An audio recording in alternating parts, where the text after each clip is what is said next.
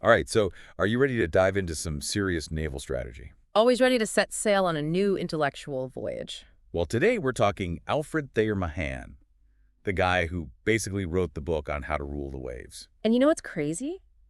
His ideas from over a century ago are still shaping how countries think about power, especially sea power, even today. Okay, so picture this. It's the late 1800s. America's just coming out of the Civil War and trying to figure out its place in the world. Right. But there's one big problem. Their navy is a bit, well, rusty. Yeah, not exactly a force to be reckoned with. And then bam, this wild thing happens in 1873, the Virginius affair. Oh, yeah, that was a real wake-up call. So basically, an American ship, the Virginius, is caught smuggling weapons to Cuban rebels. Busted. Spain, which controlled Cuba at the time they grabbed the ship, capture the crew, and totally ignoring American protests, they execute them. Wow, talk about an international incident. Total diplomatic nightmare. And the worst part? The U.S. couldn't do anything about it. They just Yeah. didn't have the naval power to challenge Spain. Exactly. It exposed a major vulnerability. And that's where Alfred Thayer Mahan steps onto the scene. A naval officer with a vision. He saw this weakness and was basically like, hey, the world is changing. We can't just rely on being isolated by oceans anymore. We need a new plan, a grand strategy for this whole sea power thing. Right. And that's what he laid out in his book, The Influence of Sea Power Upon History, 1660-1783. Published in 1890. So this wasn't just some boring academic paper. This book actually made waves. Oh, it totally shook things up. Yeah. World leaders were obsessed with it. Kaiser Wilhelm II of Germany, he loved it. Go away. Theodore Roosevelt, big fan. And he later became president with a whole big stick diplomacy thing going on. Speak softly and carry a big stick. Right? Exactly. Mahan's ideas. They became the blueprint for naval expansion, for projecting power globally. So it wasn't just about having a big navy. It was about using it strategically. Now, here's what I find really interesting. Mahan argued that this old strategy of relying on just being geographically isolated was like so over. What was he seeing that others weren't? Well, he recognized that technology was changing the game. Steamships, the telegraph, they were shrinking distances. Making the world smaller. Plus, the Panama Canal, though still under construction at the time, it was going to totally reshape global trade routes. A shortcut through the Americas. And here's another key factor. The American frontier. It was closing. So to keep growing, the U.S. needed to look outward to international trade. Okay, I see where this is going, but wouldn't that make you a target? Like anyone who wants to mess with your ships and steal your stuff? That's what many people thought. The Right. idea was to just raid enemy shipping like a bunch of, pirates. Yeah. But Mahan, he was like, hold on, that's not going to cut it. He saw commerce raiding as a distraction. You might cause some damage, but it wouldn't truly cripple an enemy. Okay, so what was his solution? Imagine a highway where you control every single toll booth. That's basically what Mahan called sea control. It's not about sinking a few random ships. It's about denying your enemy access to the entire ocean. Blockade their ports, control the major shipping routes, and boom, you've got them in a chokehold. Got it. So no more playing whack-a-mole with enemy ships. It's about controlling the whole board. Precisely. Okay, but what happens if the enemy tries the same move on you? Like they decide to blockade your coast. What then? That's where things escalate to what Mahan called the decisive battle. Sounds epic. Think about it. Both sides are trying to get sea control. So they're going to want to concentrate their forces to pack the biggest punch. It's like the ultimate showdown at sea. Exactly. That clash. It becomes the quickest way to decide who rules the waves. But here's the thing. For Mahan, the decisive battle was a means to an end, not the end goal itself. So the decisive battle is the final exam, but sea control is the degree you're actually trying to get. That's a great way to put it. So was Mahan saying that every naval fight had to have this big epic showdown? Not necessarily. He knew that if one side already had a clear advantage in sea control, there wasn't much point in forcing a fight. And he wasn't a fan of what's called the fleet in being strategy. Yeah. Basically, you refuse to engage directly, but you just kind of lurk around menacingly. So it's about choosing your battles strategically. Yes. Knowing when to go all in and when to play a more subtle game. Got it. And when it came to concentrating forces, Mahan wasn't talking about just cramming all your ships in one spot. He was talking about covering the most territory with the fewest forces, taking geography into account. He understood that strategy is about more than just brute force. Okay, so it's about being smart, not just big. You've got to play the chess game. But all this talk of sea control and decisive battles makes it sound like Mahan was giving a pretty big shopping list to any country that wanted to rule the seas. He was, but it went beyond just ships and guns. He was really concerned with what he called the sustainability of naval power. Ah, so it's not enough to just build a huge navy. You need the foundation to support it for the long haul. You got it. And that's where his famous 6 elements of sea power come in. He was basically saying, look, if you want to be a true sea power, you got to get these 6 things right. All right, lay it on me. What are the magic ingredients for naval domination? Well, first you got the geographical stuff. A good location, like an island with lots of coastline and good harbors for your ships. Okay, makes sense. Location, location, location. Then there are the elements a state can actually influence, like the type of government. Mahan believed that systems based on consensus like democracies are better at keeping consistent naval policies. Interesting. So it's not just about having ships, it's about having the political will to use them effectively. Exactly. Then there's population specifically, a big pool of experienced sailors. Mahan thought you needed policies to encourage a strong shipping industry. So if you've got lots of merchant ships sailing around, you've got a built-in pool of sailors to recruit for the Navy. Smart. Right. And finally, there's something he called national character. Basically, whether people see value in overseas engagements and having a strong navy.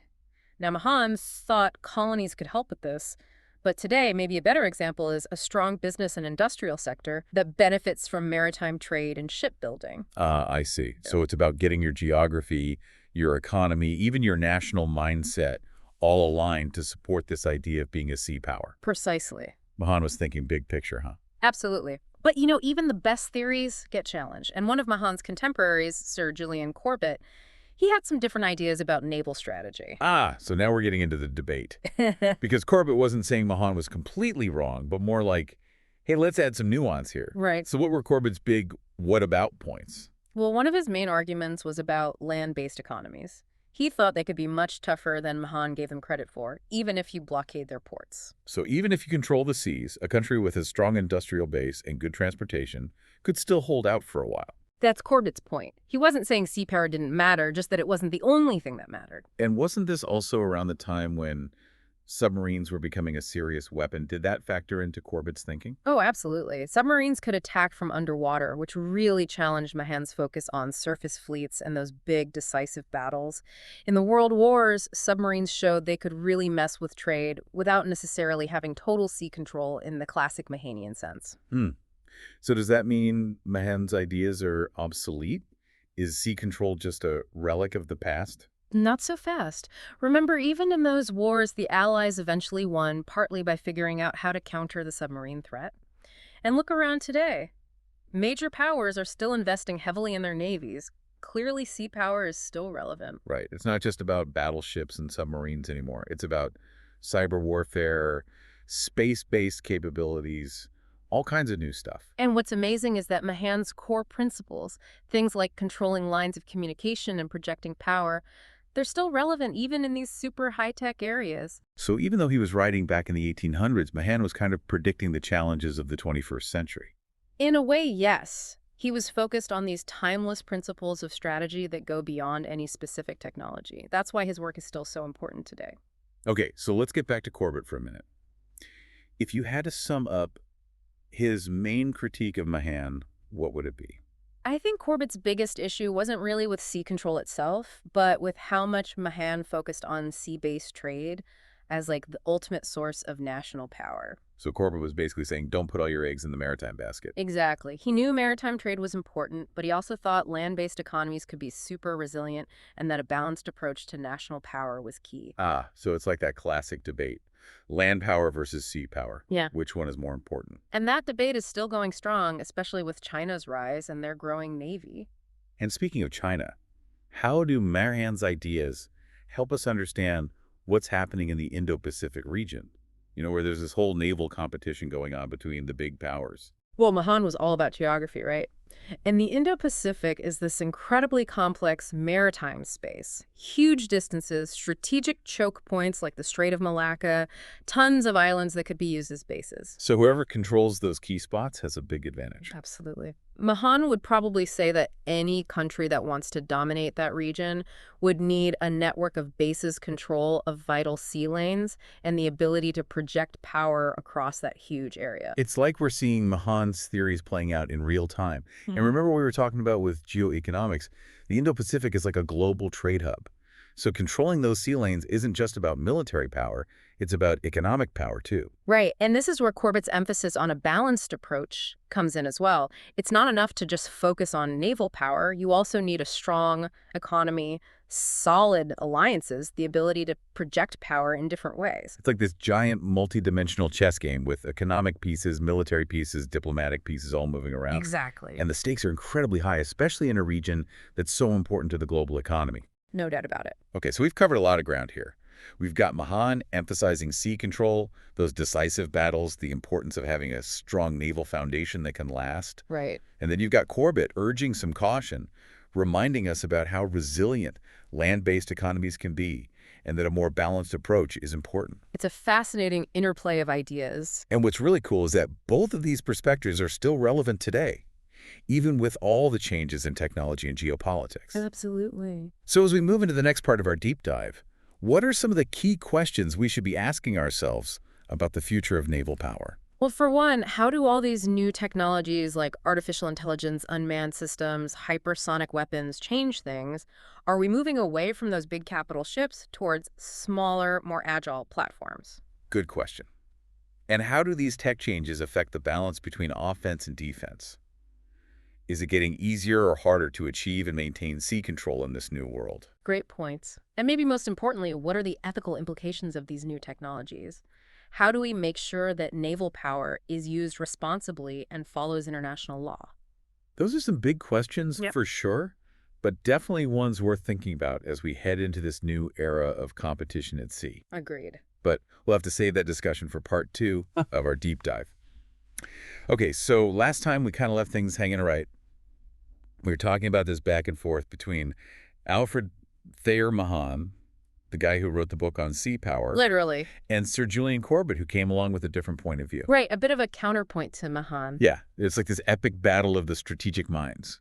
So where do we even start unpacking all this? Well, think of it this way. Corbett wasn't trying to, completely trash Mahan's ideas. Right. He was more like that friend who says, hey, your idea's cool, but have you considered this? Okay, I like that analogy. Yeah. So what were Corbett's big what about points? One of his main things was about land-based economies. He argued that those economies could be way more resilient than Mahan gave him credit for, even if you've got a blockade going on. So even if you control the seas, a country with a strong industrial base and good transportation could still hold out for a while. That's what Corbett was saying. He wasn't saying sea power was irrelevant, just that it wasn't the only factor in the equation. And wasn't this also around the time when submarines were starting to emerge as a serious weapon?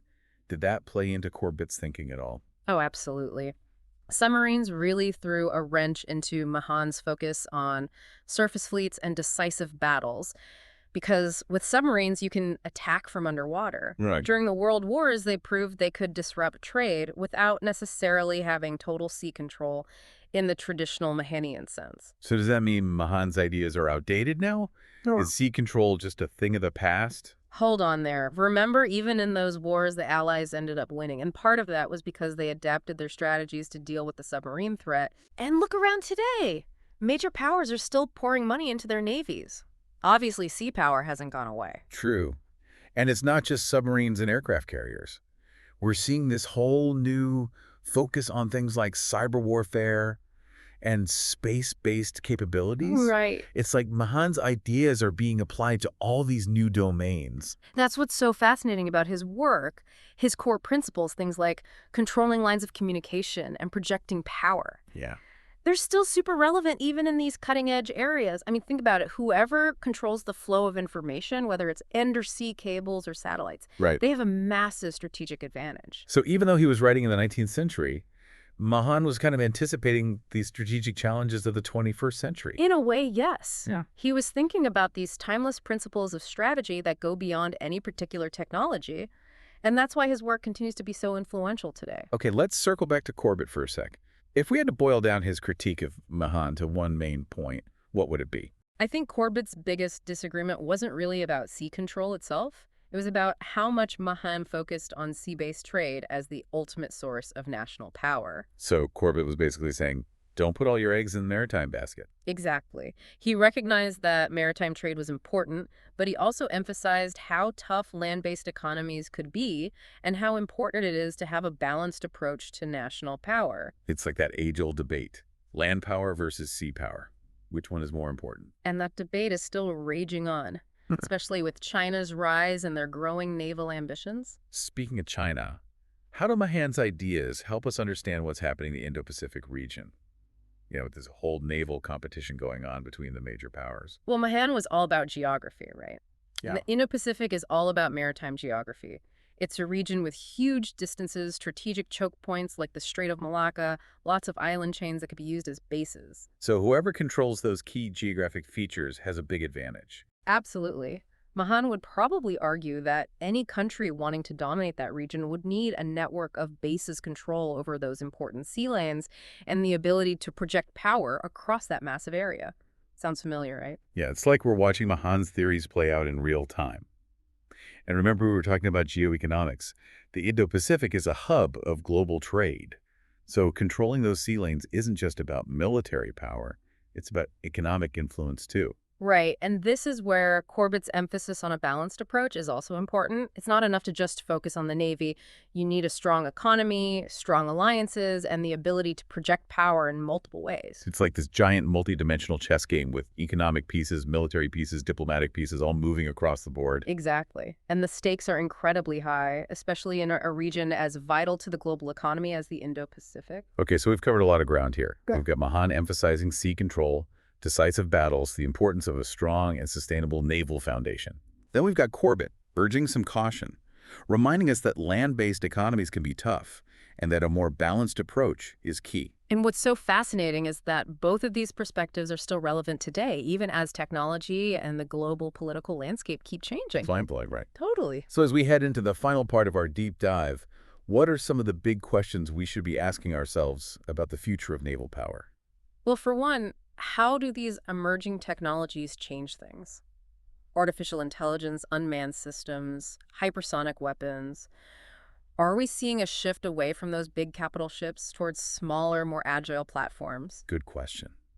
And how do those technological changes affect the balance between offense and defense? Yeah. Is it getting easier or harder to achieve and maintain sea control in this new environment? Great points. And perhaps most importantly, what are the ethical implications of these new technologies? How do we ensure that naval power is used responsibly and in accordance with international law? Those are some heavy questions, but definitely ones worth thinking about as we move into this new era of maritime competition. Absolutely. But we'll have to save that discussion for part 3 of our deep dive. All right, so we've spent the last couple parts of our deep dive really getting into the nitty-gritty of naval strategy, exploring those ideas from Alfred Thayer Mahan and Sir Julian Corbett. Two giants of naval thinking for sure. But now let's bring it all home. What does all this mean for us today, for the world we live in? It's pretty amazing, isn't it, how these ideas from over a century ago are still so relevant. Right, like they were playing this long game of strategic chess. And we're just now seeing some of their moves play out on the global stage. It makes you wonder if they had a crystal ball or something. Right. Seriously, though, I think a lot of people might be surprised to learn how much these guys' theories are still shaping things, like international relations and military planning. I think the key is that both Mahan and Corbett weren't just talking about ships and guns. They were thinking about these really fundamental questions about power geography and the role of the sea in human affairs. It's bigger than just the hardware. Exactly. Those questions are timeless, even if the specific technologies and the geopolitical context change. Okay, so let's get practical here. You mentioned before that Mahan emphasized the need for a sustainable naval foundation. What would that look like in today's world with all the new technologies and challenges we face? Well, for starters, I think Mahan would be all over the idea of a strong industrial base. He'd probably be pretty impressed with things like 3D printing and advanced robotics. Seeing them as ways to build and maintain a navy more efficiently. Exactly. Right, so it's not just about having the biggest ships, it's about having the technological edge and being able to keep innovating. What about the human element, though? Remember Mahan talked about the importance of having lots of experienced sailors. Does that still matter in the age of drones and autonomous systems? That's a really good question. And it's something that naval planners are wrestling with right now. On one hand, automation and AI are changing the whole game, reducing the need for big crews on some ships and submarines. But on the other hand, you still need highly skilled people to operate and maintain these complex systems, to make strategic decisions, and to adapt when things don't go according to plan. So it's not about humans versus machines. It's about how to use them together. Exactly, like a partnership. It's a strategic partnership. Right. And this brings us back to what we were talking about earlier with Corbett's emphasis on balance. I think he'd be quick to point out that relying too much on technology can be dangerous. You need to have a mix of capabilities, both human and technological, to be truly adaptable and resilient. Don't put all your eggs in one basket. Exactly. Diversify your portfolio. Okay, so we've got the technological side, the human element. Yeah. What about the geopolitical context? How do Mahan's ideas apply to all the competition between the great powers today? Well, if Mahan were around today, I think he'd be watching the Indo-Pacific very closely. Remember, he saw control of those key maritime choke points and the ability to project power across vast distances as essential for any country that wants to be a global leader. And that's exactly what we're seeing with China's rise, right? They're expanding their navy-building islands in the South China Sea, their Belt and Road initiative. It's like they're taking a page right out of Mahan's playbook. It's not just China, though. We're also seeing a renewed focus on naval power from other countries like India, Japan, even Russia. It seems like everyone is realizing that the 21st century is going to be a maritime century. So it's not just about who has the biggest guns anymore. It's about who can control the flow of trade resources and information across the oceans. Exactly. And this is where Corbett's insights are really important. He'd probably caution against thinking about naval power in a simplistic way, like it's a zero-sum game where one country wins and everyone else loses. He'd remind us that diplomacy, economic cooperation, international law, all of those things are crucial for managing competition and preventing conflict. So it's not just about winning a naval race. It's about creating a stable and sustainable maritime order that benefits everyone. That's the goal. But achieving it takes careful thought strategic planning and a willingness to work together. No easy answers, huh? But hey, that's what makes this stuff so interesting. It forces us to think critically, to challenge our assumptions, to grapple with these complex issues that are shaping the future. Absolutely. And at the end of the day, I think that's the real legacy of Mahan and Corbett. They didn't just give us answers. They gave us a framework for asking the right questions about the role of sea power in the 21st century and beyond. They gave us a way to think about these challenges. So whether you're a policy wonk or just someone who's interested in how the world works, I think there's something in Mahan's and Corbett's work for everyone. It reminds us that the seas aren't just some background to history. They're a shaping force, a stage where the drama of human ambition, competition, and cooperation is still playing out. And who knows, maybe by understanding the past, we can actually find a path toward a more peaceful and prosperous future. Thanks for joining us on this deep dive into naval strategy.